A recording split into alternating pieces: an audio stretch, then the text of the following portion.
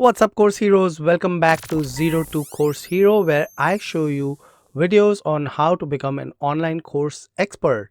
Now, today's topic is Trello, and I'm going to show you how you can use Trello to map out your course and use that as an out to help you get to production faster.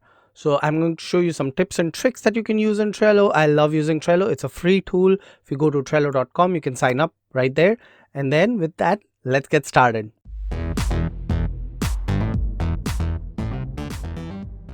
Okay, so I am on my Trello board, and this was a course I recently created for those who buy new Zenler through my affiliate link. I've created a course on how to go from zero to course hero. And you can see here, I originally tried to post this on Udemy, but just I didn't like it where on Udemy, if you post a free course, you get a ton of students signing up, but no one really buys anything.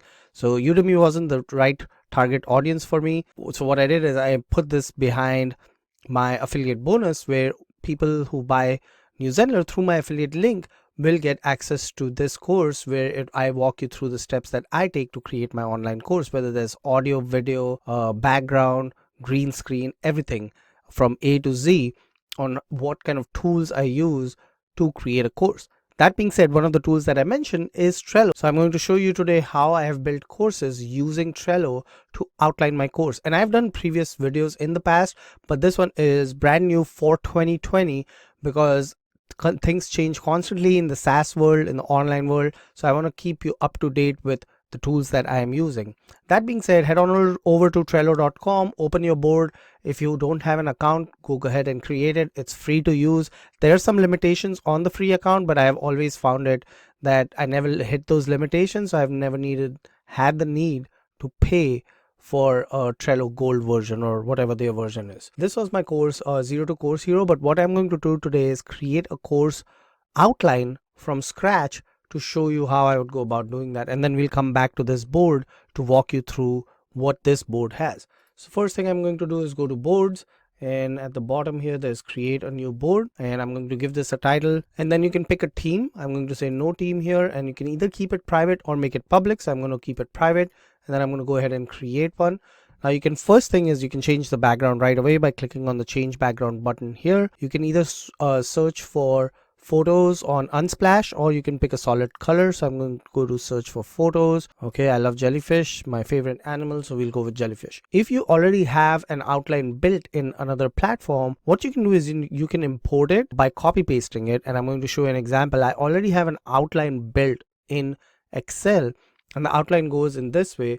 These are all my modules, and in each module I have a bunch of lessons, and this is just for demo. Of course, in your case the lessons would have names, but let's take this first example. So I have 20 lessons. What I'm going to do is call this module 1, and these things are lists, and in each list you can add cards. So I'm going to pause this video, add all the modules, and then I'll show you how to quickly add lessons to those modules. All right, so I've added 7 modules which mimic what I have here, which are 7 modules right here.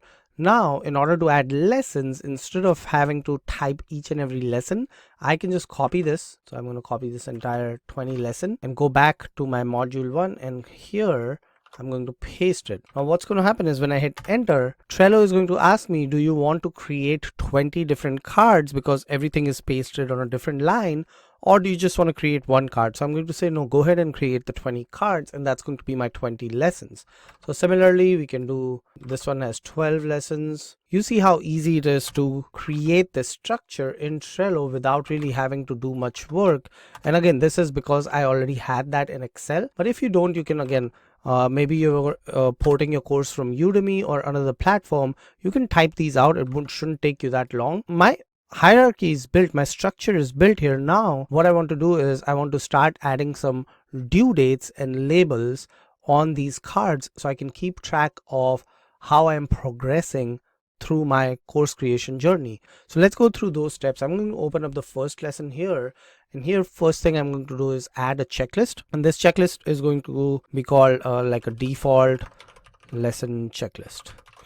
which means that every lesson is going to have this checklist. The things in this checklist are going to be the same for each and every lesson, and those are my intro video, the content video, my outro video, and then finally I also want to have a thumbnail for my lesson. So my thumbnail. Now this checklist, as I check these off, you can see there's a 0% here. As I check these off, the percentage increases of things that I've already done, or I can uncheck them to make sure that these are the things that I need to do. So lesson 1, I can add some description here.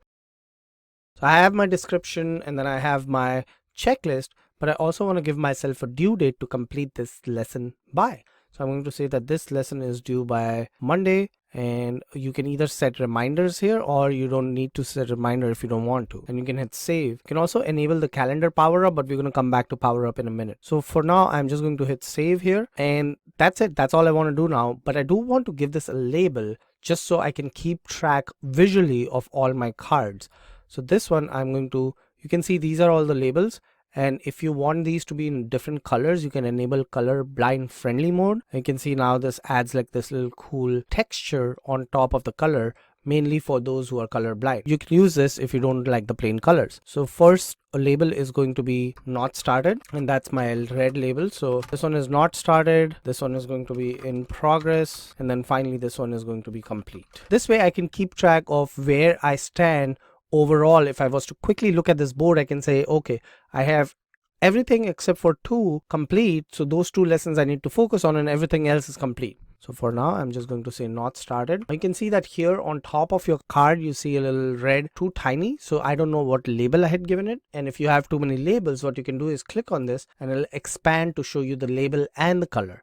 So if you click on it again, it goes back to become smaller, or it expands to show you the label name and the label color. If I X out of here, I have a few things going on here. I have the lesson name that's visible to me, I have the date that it's due by, and I also see a checklist on there which has 4 items, out of which none of them have been completed. So I'm going to move on to this next one. Now here I don't need to rename the labels, they're already made for me, so I'm just going to pick not started. This one I'm going to say is due on the 31st. For checklist, what's going to happen is, now instead of recreating that checklist, I can just say copy from the first lesson and just add that same checklist here. So now the checklist has been added and I didn't really have to do anything again, since I already did that one time. Now other things you can do with these checklists is you can hit this little menu here and convert this checklist to a card. So if I say convert to card, now this card has been added to the bottom of the list here instead of it being a checklist, which it originally was. So I got rid of it by hitting this letter C on your keyboard, and that archives the card. The other thing you can do is just click here and delete. If you added something by mistake, you don't really want it in your checklist, you can just hit delete and it goes away. And then what I want to do next is you can also apply multiple labels to the same card. So I can say this one is in progress and not started. Obviously this wouldn't make sense, but you can apply multiple labels if you wanted to. And if your labels get too unruly, out of control, you can always click on them and make them smaller. That way they're not taking too much real estate. Now the other thing I want to do is I want to add an image which would be my thumbnail. So what I'm going to do here is just click on attachment. So I'm just going to use this as a thumbnail, and you can see that that thumbnail takes up a lot of real estate on your card. It basically becomes a card cover image, and some people like this if you're a more visual person, or if it's just taking too much space and you don't want it, you can get rid of it. So I'm going to show you another board, which is this one right here. In this I have the card cover images disabled, and this is for I'm shopping for homes, I'm moving to Texas, so this is my Texas home shopping board.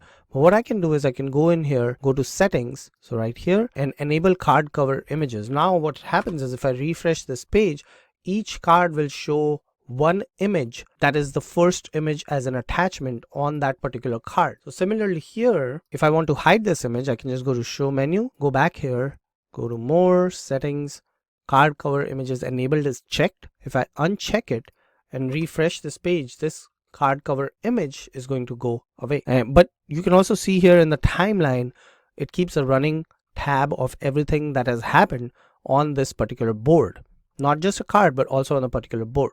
You can also search for cards here. So if I want to search for lesson 5, it'll show me all lesson 5s. So it says 69 results found because it is taking into consideration every card that says the word lesson and the number 5. So I'm going to delete this and just say 5. So now it has found 15 results with the search 5, and I can also say show me only those cards who have the completed label. Now there's 0 results for completed, but if I change this to not started, you can see there are 2 not started cards. So you can use their search functionality. It is pretty powerful. You just need to know how to use it the right way. You can also see cards that are due in the next month. So this is great if you're working on a content calendar and you just want to look at things that are due next month and you don't care about anything else.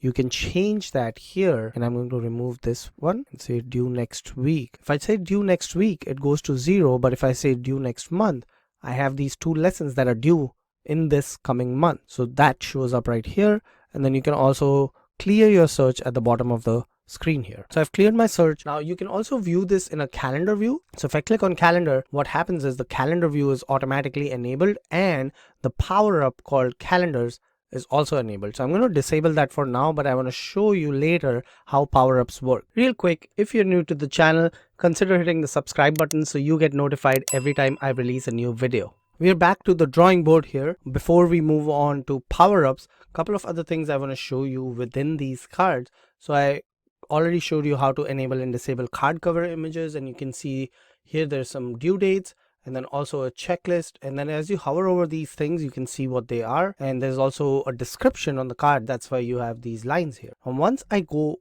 into the card, there's a few other functions you can do.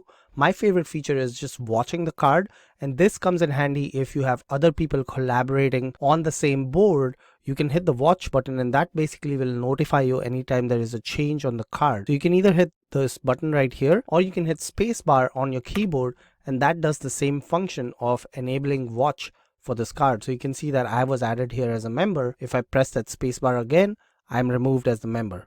So you can also make this as a template where when you create a new card, you can create that new card from this pre-existing template. So every new card is automatically going to have a label of not started. So if I click on make template, now this is a template and I can now say create card from template, and I'm going to put this in module 5, and here you get to pick which of the parts of this card you want to keep. When you make this as a template, I'm going to say keep everything here and create that template. I could have unchecked the attachment because maybe I don't want that same attachment in there, but here's the lesson 1 added to module 5 from that template. How cool is that, right? So that was the template functionality, and then the next thing you can do is you can also attach things, but because we are on the free version, there are limitations on how much stuff you can attach. I think it's 10 MB is the biggest attachment, but we don't need to attach big files here. This is kind of like the bones of your course, the outline. The actual course and the meat of the course is going to be within your learning management system, whether that's New Zenler or Thinkific, Teachable, or whatever new learning management system you are using. So this is just kind of like the bones and the structure that will help you create your course. You can attach from any of these things here. Checklist we already went through. Members, if you wanted to add more members to this board, maybe you're collaborating a course with someone else, you can add them here. So that brings me to a collaboration board that I'd like to show you, which is my podcasting that I do with my co-host Christopher Maselli, and I'll put a link in the description below. If you haven't listened to my podcast, I would love for you to listen to it. It's made for course creators by course creators, so I would definitely love to get your input on it and let me know how we can improve that podcast. But this is our podcasting board. You can see here we have 2 members, Chris and I, and you can see all of our recorded episodes, all of the episodes that are pending, that are just ideas that we want to record on, things that we need to remember, tools that we use, and so on and so forth. So these are all the things that we are doing for our podcast. You can see there are labels here, this checklist. So if the checklist is complete, you will see it marked off as a green. And then there's also labels here, and those labels show you what they mean, whether a podcast is part of a series, whether it's a recurring topic, or whether it's a standalone episode. Whatever other labels you put in here will show up, and there is no limit to the number of labels you can create. In fact, I had created my very first course on how to use Trello for wedding planning. This is when I was getting married and I couldn't find a better tool than Trello to plan my wedding. I even have my passwords saved in here, so make sure your board is not public if you have sensitive information on that board. The next thing here on is one of my favorite features. Actually, let me go to this one, is the share button. Now the share button, you can embed this card onto a web page if you want to, but my favorite feature is, so you can either link to card, you can embed this card. My favorite functionality is email for this card. So every card has its own personal email, and how this comes in handy is I'm going to go into my Gmail, type up an email, and you'll see what happens when I hit send. That email will actually come to the card. I'm in my Gmail account, and once you have the compose window open, if I simply paste that email address in here, now you can see the email address is unrulily long. Unrulily, I don't even know if that's a word, but let's go to Notepad so I can paste that, and this is what that email address looks like, and it's super long. Obviously no one is ever going to remember this, but that being said, here I have the email address to that particular card, and I'm going to put in test subject, and then here I'm just going to put test body, and I'm also going to put an attachment in here. I'll put the DuckDuckGo logo in here. And now let's go to our card that the email was sent to and see what happens. So if I open this up, usually it takes a minute or two, so I'm going to hit refresh on my Trello board, but that email will go directly into the card. And that is why Trello is so powerful, that it integrates with all of these different functionalities, and we'll just wait for it to show up, and we'll continue to move on. The next thing is email to the board itself. So you had that email for the card. If I go to show menu and go to more, email to board, here's my email address for this particular board. And how this works is, if I go back in here, you can decide. I just saw something pop up here, which was the email that I just sent. So that's here. You can set up a list which says from email. So let's set that list up first. I'm going to create a new list. And now what I can do is go in here, go to email to board, and say that anytime I send an email to this board, create a new card in my from my emails list and put it at the top of the list. So that's it. I'm going to copy this, and let's go back in here to my Gmail and create a new email. I'm back in my Gmail account. This time I'm going to paste this email, which is much shorter. As you can see, all I need to do is put in the subject, and the subject will become front of the card that you see, kind of like the description of the card, and then the body becomes the description inside the card when someone opens the card. And then I'm just going to attach something again. Now this email is going to go to this board and get added as a card here. And this can come in handy if you travel a lot and you don't have time to open the Trello app and create a new card. You can just pen down your thoughts and send it directly to your Trello board. Or a lot of people do this where they have created a Trello board, they have virtual assistants who are manning this board, and they're simply sending them requests via email, and those requests get added as cards into their proper category, and the virtual assistants then start working on it. Now, while we wait for that email to come through, let's go to this one that has already come through, and you can see there was the DuckDuckGo logo in there that was parsed out as an attachment. And then if you scroll down, here's the email.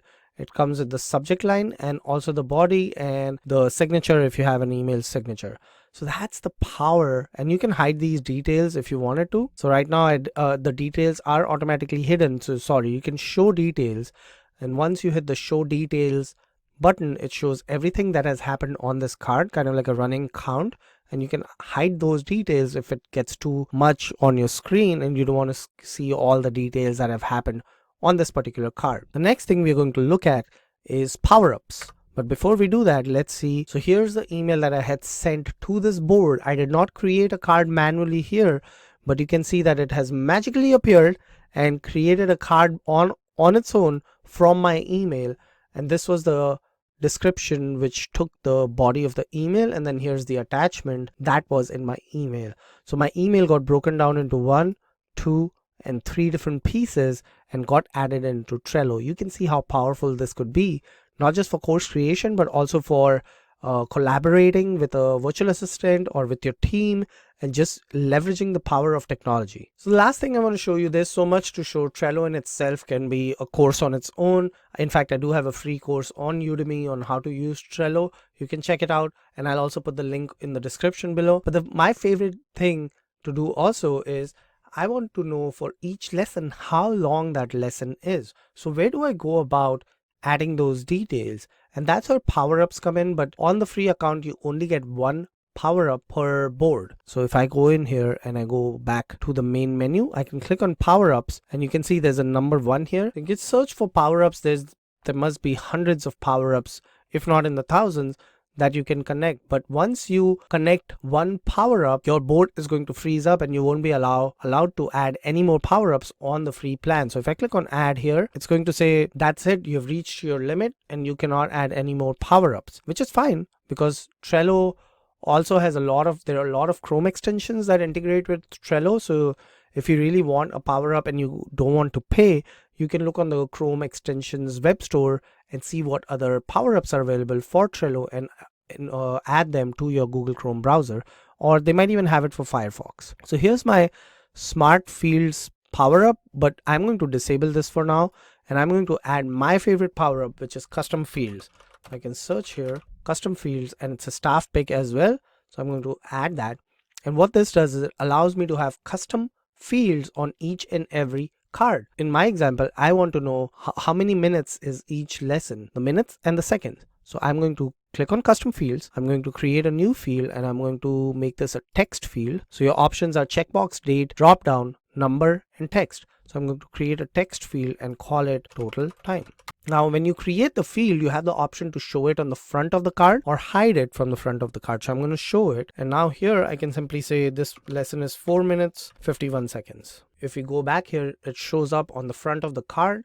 If I don't want it to be seen on the front of the card, I can click on it again, go back into custom fields, click on the field that you want to edit, and then simply hit the checkbox here or click anywhere on this field here. And now when I X out, it won't show on the front of the card. Now the other thing you can do is go back into custom fields, click on the field and hit delete if you don't want it anymore. When you hit delete, the system is going to ask you to type that same name in this box here and then press on the delete field button, and that's kind of like the confirmation that hey, you really want to delete this field, because once you do, you're not going to get it back. So that's how you delete fields. One last thing I want to show you before I leave is stickers, and stickers are pretty cool. So I can just drag it and drop it on any card, and this is almost like a visual representation if you don't want to use labels, or you can use this in conjunction with labels. And once you add a sticker, you can remove it, or so once you go onto that label, hit this little pencil icon here that opens up a kind of like a shorter menu. And with now when you click on this label, you can move it, you can rotate it, then you can move it anywhere on the card. Now it only stays in the top of the card. You cannot have it at the bottom of the card, like this area right here. And then once you're done, just X out of it, hit save, and you'll see that label is still there. Now it's upside down. So you can add all these labels. There's some that you can use for free, and then the others you have to pay for, or you can have your own custom stickers, but that's on the paid plan. And you can, looks like you can also search Jiffy for it. So if I search for a smile label, pretty cool stuff, very powerful. There's again millions of features in Trello. I cannot possibly cover all of them in the short video, but these are some of my favorite features and functionalities and the basic stuff that you need to get your course out there and create that outline for your course, so everything is in a planned manner. And there you have it, Course Hero. That is how I use Trello to streamline my course production and also my YouTube video productions. I recently migrated to Notion, and I'm in between migrations, but I continue to use Trello because of its simplicity. Notion, I feel, is a little more complex to use. Notion is kind of like a mix between Trello and Airtable, and I'll be creating a video shortly on how to use Notion for that purpose. But for now, that's how you use Trello. That's how I personally use it. Do me a favor, leave me a comment below and let me know what's your favorite way to map out your course content, whether that's Excel, PowerPoint, Word, or just pen and paper and a diary. Let me know. I'd love to hear your thoughts, and thank you so much for watching. I will see you on the flip side.